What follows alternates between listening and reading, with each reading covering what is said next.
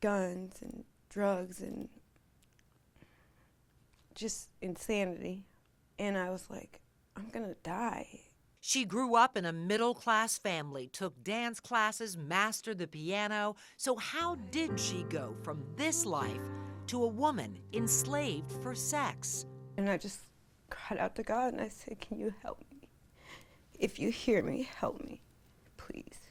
Tonight, the FBI says in some dark corner of our community, people, mostly young women, are held captive, victims of the fastest growing crime in America. Good evening. Thanks for joining us for Human Trafficking in the Carolinas. I'm Maureen O'Boyle. Tonight, you'll hear one local woman's story. She was a victim of this vicious crime, barely making it out alive. She's sharing her story so your family never knows her pain.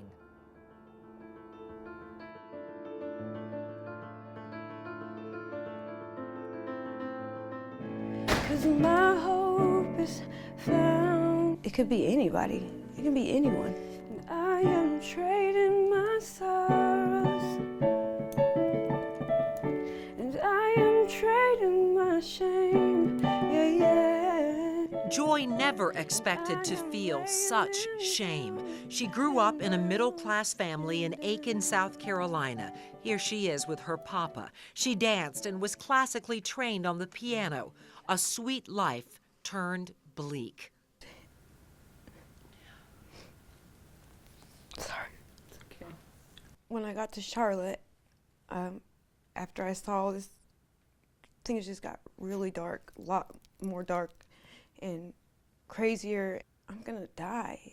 At 18, Joy was down on her luck, but she had no idea how much worse her life would get. I was in a club one night and I was kind of struggling with like trying to make ends meet and everything.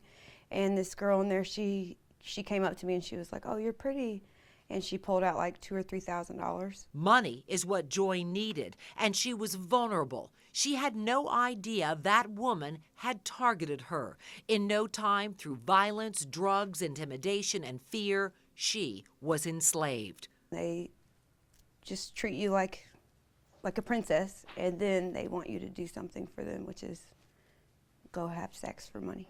The game, as she calls it, was a business, but she had no control. She was constantly given drugs. She says it was structured. She had what's known as a daddy or a pimp, and she was part of a team, usually about 6 girls. They don't even let, I've had daddies where they don't let you even talk to each other.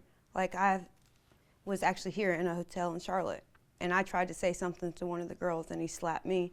They were sold like a piece of furniture on a website, hour after hour, forced by her pimp to have sex. Her only escape, drugs. The drugs became the only way to live then. Yeah, because if you actually are present all the way when you're doing this stuff, you go crazy. So you have to have something, some way out. So you may be asking, why wouldn't Joy just leave? Well, this is a world where there are security guards watching these victims. There are guns. The women have no access to money. They're basically trapped. Joy says every time she woke up, if she was able to fall asleep, she thought that was the day her pimp would kill her. Well, if you just see a girl that's trying to leave and she's on the same team as you and she was working like I was working for him, and you see her try to leave and he beats her almost to death, you're not going to try to run. You're going to do whatever you have to do. Because you wanted to stay alive. Joy says the team stayed on the move to keep ahead of police. Each town a new ad for their services. It wasn't just seedy motels where she worked. She's been in some of Charlotte's best hotels and finest neighborhoods, forced with the threat of death to sleep with countless men. I don't know, probably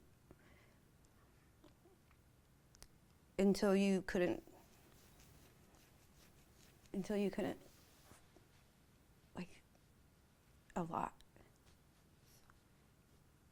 Until you can't really. I've seen politicians to doctors, lawyers to dope boys to basketball players.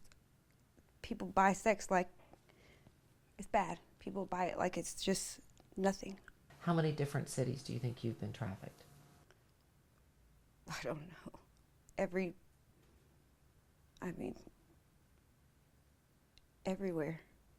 I can't count. I wouldn't be able to count. Then she was trafficked back into Charlotte. When he brought you from Atlanta to Charlotte, did he explain why? What was the plan? He said because Charlotte's blowing up and this is where the money's at. It was the stop here that Joy says changed everything. And I am trading